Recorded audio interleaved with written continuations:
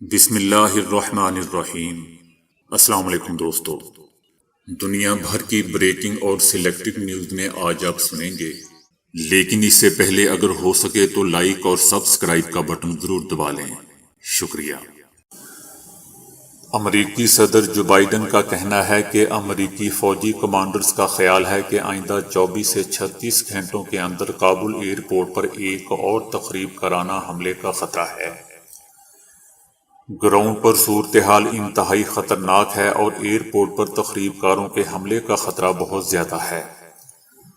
ہمارے کمانڈرز نے مجھے بتایا ہے کہ آئندہ 24 سے 36 گھنٹوں کے اندر ایک اور حملے کا خطرہ ہے۔ ہم کابل ایئرپورٹ حملے میں ملوث ہر شخص کا تعاقب جاری رکھیں گے اور انہیں اس کی قیمت ادا کرنی ہوگی۔ میں نے اپنے کمانڈرز کو حکم دیا ہے کہ وہ امریکی فوجیوں کے تحفظ کو یقینی بنانے کے لیے ترجیحی بنیادوں پر ہر ممکن قدم اٹھائیں۔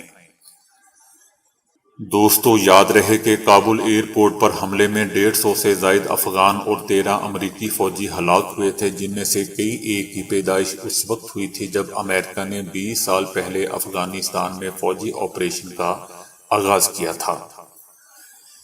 دوسری طرف بتایا جا رہا ہے کہ کابل ایئرپورٹ پر حملے کے روز 5 اور دھماکے بھی سنے گئے تھے، جن میں سے ایک کے بارے میں تصدیق ہوئی ہے کہ ایک دھماکہ نہایت ہی خوفناک دھماکہ تھا، جس کے بارے میں انکشاف کیا گیا ہے کہ یہ امریکہ نے خود کیا تھا۔ اس حوالے سے امریکی حکام نے بتایا کہ یہ ایک امریکی خفیہ ادارے CIA کے زیر استعمال ایگل بیس کو تباہ کرنے کے لیے کیا جانے والا دھماکہ تھا۔ ایگل بیس کو تباہ کرنے کا مقصد وہاں موجود حساس معلومات اور آلات کو طالبان کے ہاتھ لگنے سے روکنا تھا۔ یہ مکمل طور پر کنٹرول دھماکہ تھا۔ ایگل بیس دوستو 20 سال پہلے افغان جنگ کے دوران تربیتی اڈے کے طور پر استعمال کیا جاتا رہا ہے۔ CIA کے ساتھ کام کرنے والے ایک کانٹریکٹر نے نیو یارک ٹائمز کو بتایا کہ خفیہ دستاویزات جلانے، ہارڈ ویئر کو کچلنے اور حساس آلات کو ناکارہ بنانا آسان کام نہیں ہوتا، اس کے لیے دھماکہ کرنا ناگزیر تھا۔ طالبان رہنماؤں کے حوالے سے دعویٰ کیا گیا ہے کہ اب ہم باقاعدہ پنجشیر میں داخل ہو چکے ہیں۔ بات چیت کے دروازے تاحال کھلے ہیں اور آج بھی احمد مسعود گروپ کے وفد نے کابل میں طالبان رہنماؤں سے ملاقات کی ہے۔ طالبان اور احمد مسعود کے جنگجوؤں کے درمیان کوئی جھڑپ نہیں ہوئی، تاہم طالبان نے صوبے میں پیش قدمی کی ہے اور طالبان مختلف راستوں سے پنجشیر میں داخل ہو چکے ہیں۔ دوسری جانب کے شمالی اتحاد کے ایک رکن محمد الماس زاہد نے طالبان کے اس دعوے کی تردید کرتے ہوئے کہا کہ پنجشیر میں نہ کوئی لڑائی ہوئی ہے اور نہ ہی طالبان وہاں داخل ہوئے ہیں۔ محمد الماس زاہد کا کہنا ہے کہ مذاکرات کا دوسرا دور بھی کامیابی سے تکمیل تک پہنچ چکا ہے، تاہم ان مذاکرات کی ناکامی دونوں فریقین کے لیے بھاری نقصان کا باعث بنے گی۔ دوستو، یاد رہے کہ طالبان نے افغانستان کے دارالحکومت کابل سمیت ملک کے 33 صوبوں پر قبضہ کر لیا ہے، تاہم ملک کا 34واں صوبہ پنجشیر اب تک ناقابل تسخیر ہے۔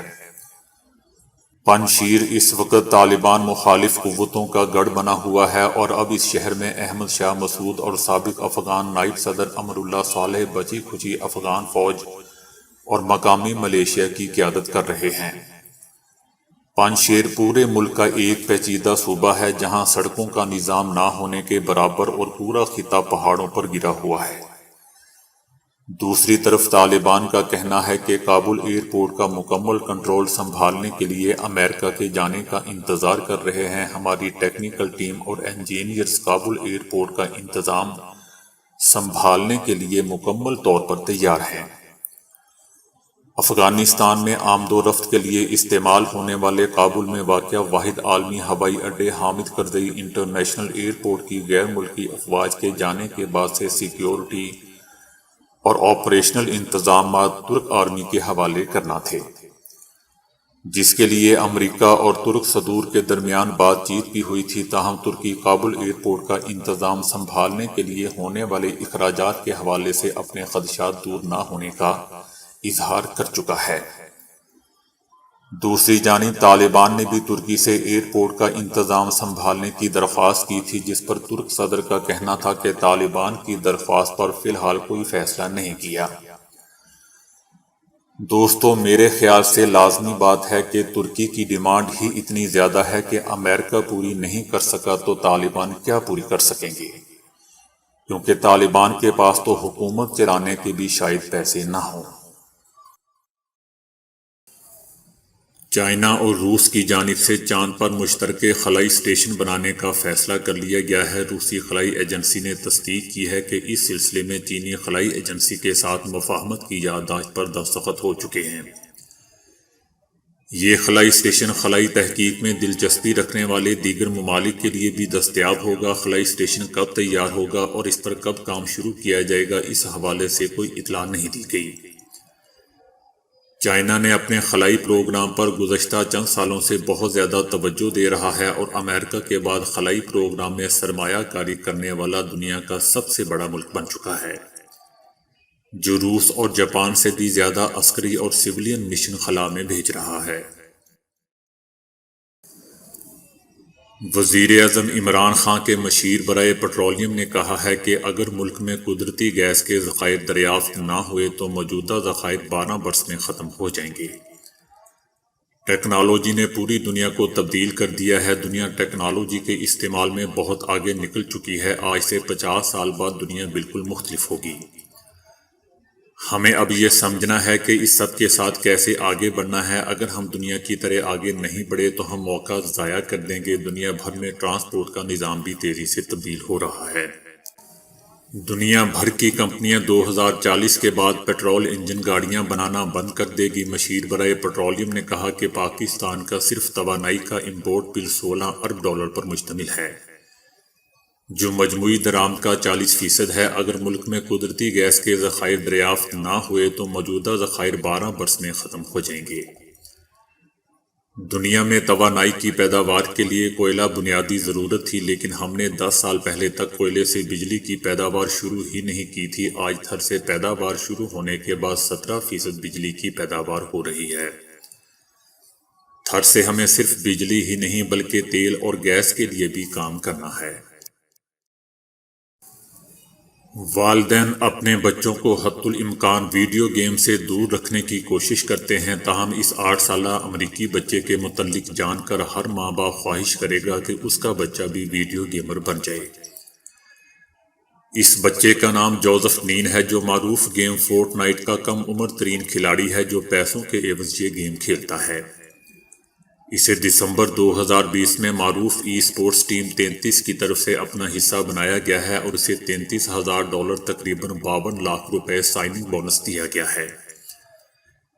کیلیفورنیا کا رہائشی جوزف نین 4 سال کی عمر سے فورٹ نائٹ گیم کھیل رہا ہے اور اب تک وہ اس میں کمال مہارت حاصل کر چکا ہے۔ جوزف کی والدہ نے بتایا کہ وہ روزانہ اسکول کے بعد جوزف کو 2 سے 3 گھنٹے فورٹ نائٹ کھیلنے کی اجازت دیتی ہیں۔ ہفتہ وار چھٹیوں میں اسے طویل وقت کے لیے گیم کھیلنے کی اجازت ہوتی ہے۔ آسٹریلوی شہری رینو گا جیک گھوڑوں کی ریس پر شرطیں لگانے والا دنیا کا سب سے بڑا کھلاڑی ہے، جس کی دولت 33 کروڑ 30 لاکھ پاؤنڈ تقریباً 72 ارب 36 کروڑ روپے سے تجاوز کر چکی ہے۔ وہ ریس پر جوئے کا ایسا ماہر ہے اور ایسے طریقے سے جوا کھیلتا ہے کہ وہ اس وقت ہی شرط لگا دیتا ہے جب گھوڑے ابھی سٹال سے بھی نہیں نکلے ہوتے۔ 60 سالہ یہ آدمی ریس پر جوئے کی سب سے زیادہ بڑی شرطیں لگاتا ہے، جن کی وجہ سے اسے دنیا کا سب سے بڑا کھلاڑی قرار دیا جاتا ہے۔ وہ کئی لگژری گاڑیوں کا مالک بھی ہے۔ یہ اور اس کی فیملی نے ہمیشہ سے ہی خفیہ رہنے اور منظر عام پر نہ آنے کو ترجیح دی ہے۔ یہی وجہ ہے کہ دنیا میں ان کے بارے میں زیادہ لوگ نہیں جانتے۔ یہ آدمی اپنے اس کاروبار کے متعلق بتاتا ہے کہ میرا کھیلنے کا طریقہ بہت ہی سادہ ہے۔ اگر آپ $100 کی شرط لگاتے ہو اور $5 ہارتے ہو لیکن آپ اس پر 10% ریبیٹ حاصل کر لیتے ہو تو پھر بھی آپ 5% ہی جیتے ہو۔ اس صورت میں آپ کی ہمیشہ جیت ہوتی ہے۔ لفظ پاکستان کے خالق چودھری رحمت علی کی قبر برطانیہ کے شہر کیمبرج میں ہے اور یہاں ان کو امانتاً دفن کیا گیا ہے۔ جس نے پاکستان کا نام رکھا اس کی قبر بھی اپنے دیش میں نہیں ہے۔ قبر کو پاکستان منتقل کرنے کے حوالے سے کمیونٹی رہنما general secretary international business professionals Asim Yousuf اور قانون دان عامر منظور نے تمام پاکستانی حکومتوں کے افسوسناک رویے پر حیرت اور افسوس کا اظہار کیا۔ عاصم یوسف نے کہا کہ بزنس کمیونٹی حکومت پاکستان سے مکمل تعاون کرے گی اور اخراجات برداشت کرنے کا اعلان بھی کیا۔ ہم تمام قانونی کام مکمل کر کے دیں گے، جس کے لیے ہماری فرم اور میں خود کوئی فیس چارج نہیں کروں گا۔ کورونا کا خوف تاحال اس قدر ہے کہ ایک حالیہ سروے میں 60% لوگوں نے کہا ہے کہ وہ جراثیموں کے خوف سے مستقبل میں لوگوں کو ملتے ہوئے انہیں گلے نہیں لگائیں گے، کسی بچے کو بھوسا نہیں دیں گے اور حتیٰ کہ ہاتھ بھی نہیں لگائیں گے۔ تاہم ماہرین نے ایک نئی تحقیق میں گلے ملنے کا ایسا فائدہ بتا دیا ہے کہ یہ لوگ کورونا کے خوف کو ایک طرف رکھتے ہوئے لوگوں سے گلے مل کر ہی انہیں خوش آمدید کہا کریں گے۔ ماہرین نے اس تحقیق کے رزلٹ میں بتایا ہے کہ گلے ملنے سے لوگوں کو کئی طرح کی بیماریوں سے تحفظ ملتا ہے اور ایسے لوگ دوسروں کی نسبت زیادہ صحت مند طویل زندگی پاتے ہیں۔ یونیورسٹی آف لندن کے ماہرین نے اس مشترکہ تحقیق میں 112 ممالک کے 40,000 لوگوں کے ڈیٹے کا تجزیہ کر کے رزلٹ مرتب کیے ہیں۔ تحقیقاتی ٹیم کے سربراہ پروفیسر مائیکل کا کہنا تھا کہ ہماری تحقیق میں یہ ثابت ہوا ہے کہ جو لوگ جتنا زیادہ گلے ملتے ہیں ان کی صحت اتنی ہی بہتر ہوتی ہے اور ان میں تنہائی کا احساس اتنا ہی کم ہوتا ہے، جو ان کی جسمانی اور ذہنی صحت پر انتہائی مثبت اثرات مرتب کرتا ہے۔ تحقیق میں شامل جو لوگ دوسروں سے ملاقات کرتے انہیں گلے ملتے تھے ان میں بلڈ پریشر مستحکم پایا گیا۔ اس کے علاوہ ان میں ذہنی پریشانی بھی بہت کم تھی اور ایسے لوگوں کو تکلیف کا احساس بھی کم ہوتا تھا۔ اس کے مدافعتی نظام کے لیے بھی فوائد سامنے آئے ہیں، جس کے نتیجے میں لوگ کئی طرح کی بیماریوں سے محفوظ رہے۔ تو دوستو ابھی کے لیے اتنا ہی۔ ویڈیو کو لائک اور شیئر کرنے کا بہت بہت شکریہ۔